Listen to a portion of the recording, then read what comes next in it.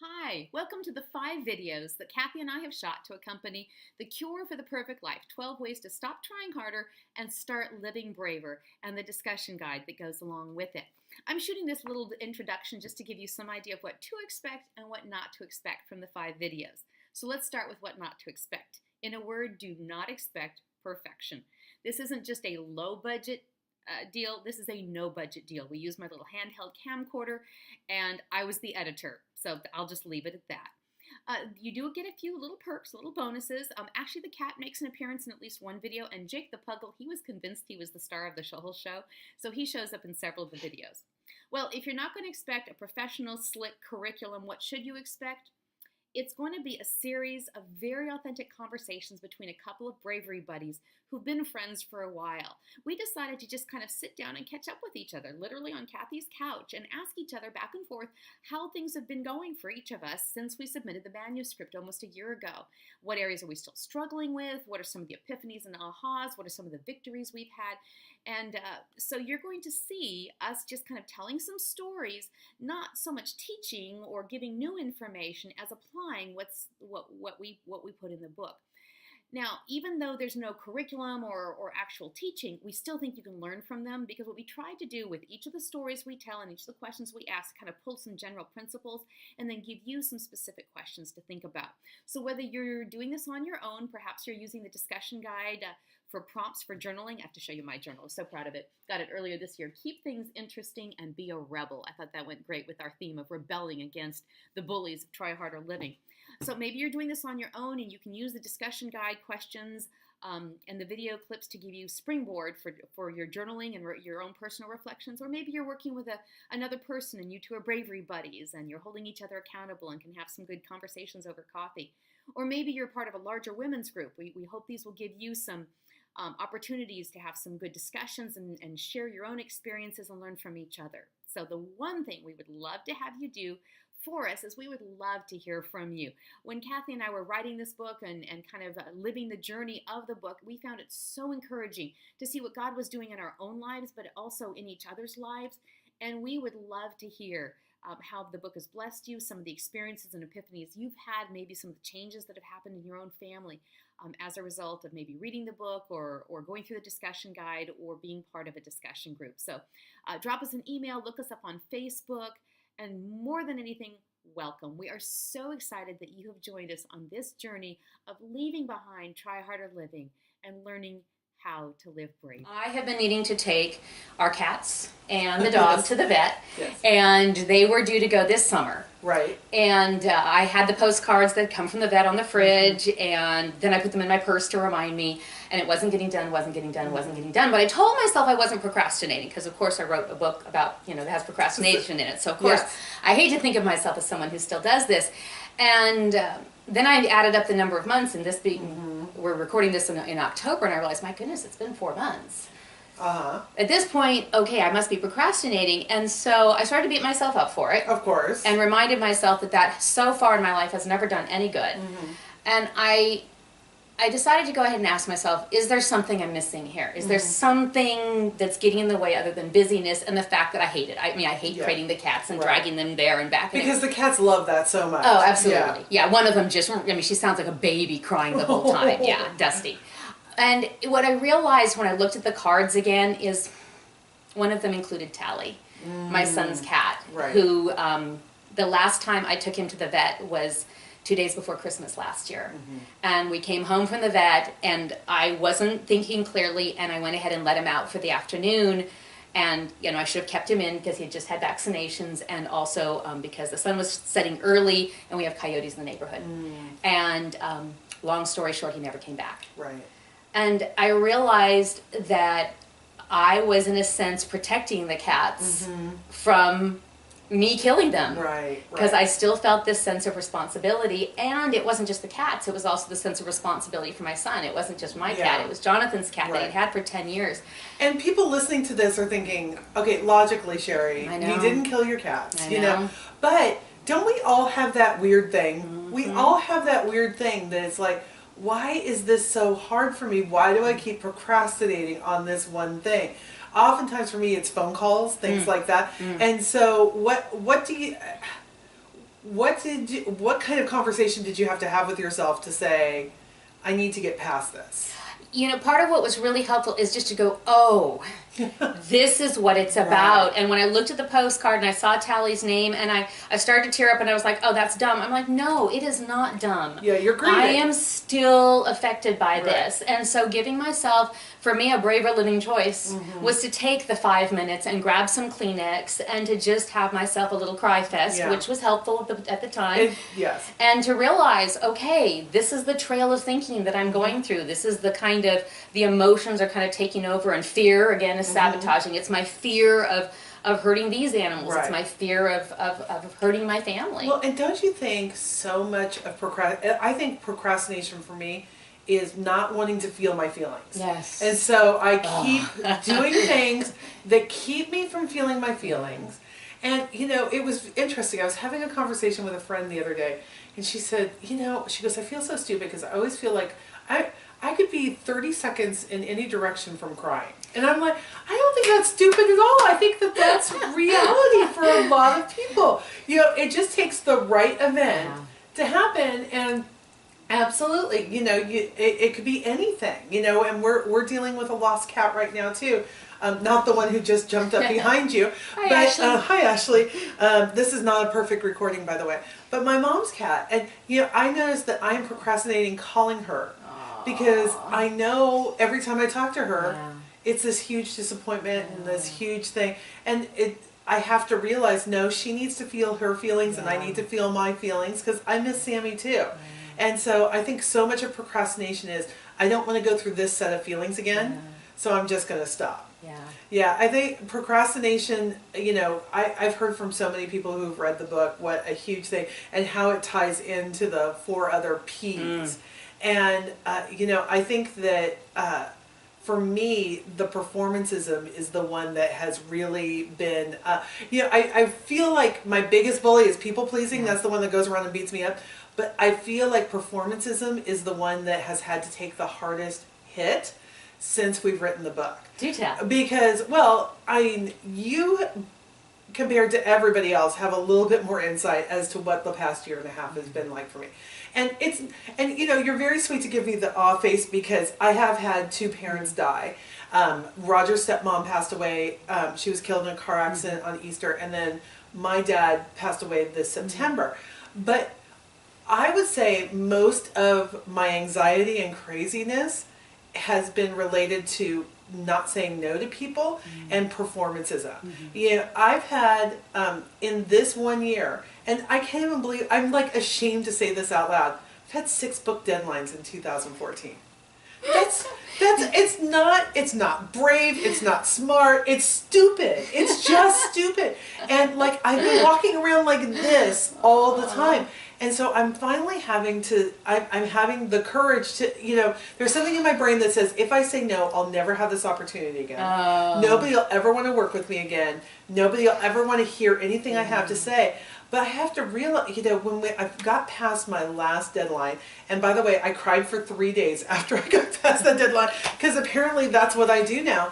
I just realized, even though it coincided with the death of my dad, there was such a different kind of lightness in my life, which sounds weird. I mean, literally, I finished the book, I sent it to the publisher, and 45 minutes later, my dad passed away.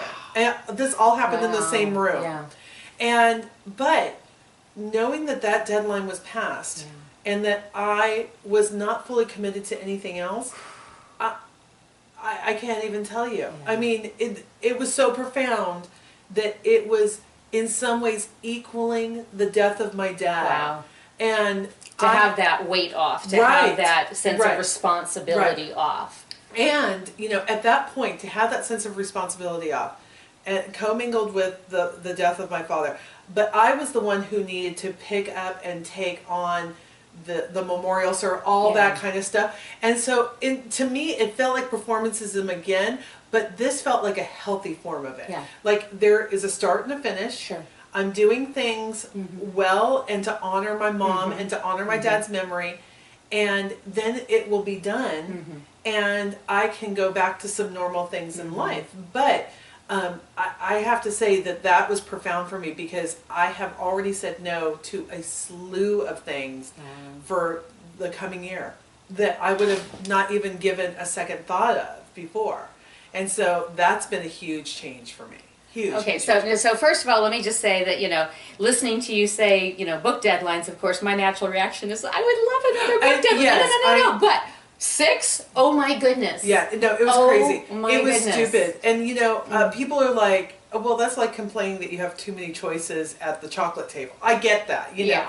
But I think it really shows that anything good in excess can be detrimental. And I honestly believe that this year has taken, because I made commitments in the future when everything was going to work out, and everything, this magical thinking has really done a number, and I'm in recovery from all that. Okay. And it sounds so severe, and I think that some people who are going through like life-changing things right now would be like, oh, come on, Kathy.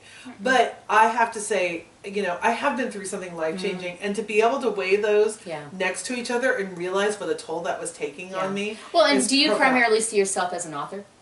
No. Which is crazy. I know, because I spend all of my time writing books. But as much as I enjoy having written books, and I enjoy short writing assignments, the idea of having a book. I mean, right now, if you told me I had a book deadline, I would go into a corner and rock back and forth, just because it's very hard for me. And some people don't want to hear that from me. They just want to hear how blessed I am, and I get that. But like I said, anything good in excess is hard. Like we went to Disney World last year, which was fun, but we went for 8 days. 8 days is too long to be at Disney World. And my husband would not agree with that, but for me, it was too much. And so we just, to say, I need to be out speaking, because that's where I get my stories. That's when I talk to people. That's when I have my adventures. Well, and you've added something this year, but it hasn't been a burden. You've added the podcast. The podcast. And that's all fun and lollipops and unicorns for me. I love doing that. So it doesn't take anything away. But extra writing assignments, and what I've realized is I haven't managed my writing well. And so now I'm learning that. And a lot of that means just pulling back and not doing as much. Interesting. Yeah. Okay, so back to all the no that you're saying. How's that going? How are you making those decisions? Because in the past, knowing you now for quite a few years, I know you've tended to say the immediate yes because you want people to like you and for them not to be disappointed. Yes. Right. The people pleasing. How is it going? Pulling back from people pleasing. Well, nobody's died, so this is good news. All right.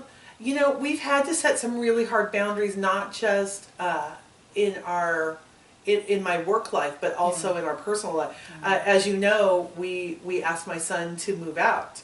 And can I tell you, that was a huge, that was huge for us. Because, can we clarify how old he is? Yes, he's not 13. He just turned 24. Okay. So he moved out right before his 24th birthday, and it was a hard process for everybody. And we had a lot of lead up to it, and it was very tough. And we just saw him last week, and you could tell he was mad at us. I mean, he was really, really upset. But I just had lunch with him today, and he's found a place to live. He's been with his dad for this transition, and I haven't seen him this good in a long time. Wow. So, but let's just say that knowing now the outcome, I didn't know the outcome when we said, we need you to move out. And it wasn't just for us, it was for him. He needed to take some grown-up steps that were really, really scary for him. They were scary, and we were there to support him, but we couldn't do it for him. And so those no's were hard, but I'm realizing, a healthy no is a beautiful thing. Because most of my yeses, I would say most of my yeses are healthy, but just one unhealthy yes can poison everything. And so having to do these healthy no's, saying, I don't know what the outcome's going to be, but I know that the no is correct. I know that this is the right thing to do. So it's hard, and I do feel like I'm missing out on opportunities. I was registered to go to the Storyline Conference with Donald Miller, and not that Donald Miller and I were hanging out together, but he was teaching there. And I had to call and say, I can't come because it was the right yes for my, and here's the interesting thing that happened with that. My assistant, Kim, is a writer. And I told her, I will take you to this conference. I will pay for you to go to this conference so that we can work on the way there, work on the way back. All I ask is that you pay for your own meals, and I think that was it. And so she was over the moon. She was so excited. But I knew that the healthy thing to do was to say, I can't go. So the hardest part for me was to tell Kim I wasn't going because I had already committed to this. So I said, I will still buy your plane ticket. I will, I've already paid for your conference, and it was food and hotel. She was to take care of food and hotel. And I'll see if I can help you find somebody. And she said, Kathi, my daughter is doing a play, and the only performance nights are while we're at Storyline. And so she said, but I couldn't tell you I didn't want to go. You'd already paid for the conference. You'd already done everything. Okay, so you engaged in a difficult conversation. Yes. And my healthy no released her to have a healthy no. I mean, it was just, it was so good. So it gives me more bravery, and I have to write these things down. And I have to remember them because otherwise, I think anytime I say no to somebody, it's the worst thing that's ever happened to them. No, sometimes it's a really good thing that's happened to them, but neither of us can see it at the moment. Yeah. So we've kind of gone through performancism, people pleasing, and procrastination.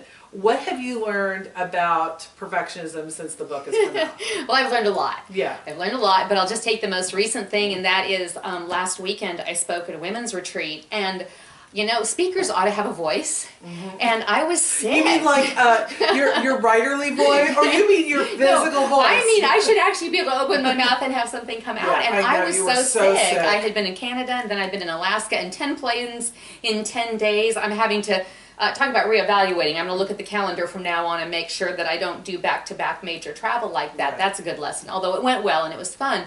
But I came back and I was sick, and then I lost my voice and it wasn't coming back, and I really didn't know for sure what to do. And I knew that even if I did feel better, and I have had one retreat before where my daughter came along with me, Anne-Marie drove with me, and literally we couldn't talk the whole 3 hours on the way there, which was no fun because we're used to bantering. Right. But I had to save my voice. But based on that experience, I knew that when I got up to speak, at least I had faith that God would provide my voice, if that's where He wanted me. And so I really debated, and if I had canceled from that one, it mostly would have been pride, because I would like to look like a speaker, I'd like to sound like a speaker, and of course they contracted me to be my best, to be 100%, of course I want to go with excellence, but I really felt like, I wasn't really getting better, but I wasn't getting worse, but I seemed to have enough of a voice. I thought, okay, I can at least croak into the microphone. And when I got there, and I got a good night's sleep before the first message, but it turned out all the women had been praying for me. Wow. And so they were so grateful I was there, and they were praying for me to have strength.